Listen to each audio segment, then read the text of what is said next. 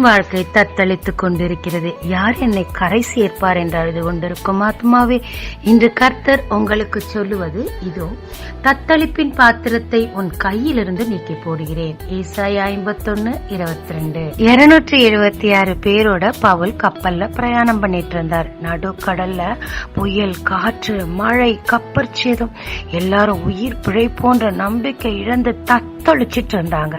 தேவனோ பவுல் நிமித்தமாக அந்த தத்தளிப்பின் பாத்திரத்தை நீக்கத்தக்கதாக பவுலை கண்டு ஆறுதல் படுத்தி அவர்களை பத்திரமாய் கரை சேர்த்தார். ஆமாங்க, வாழ்க்கையில் எல்லாவற்றையும் இழந்து தத்தளிச்சிட்டு நம்பிக்கையற்று இருக்கிறீங்களா?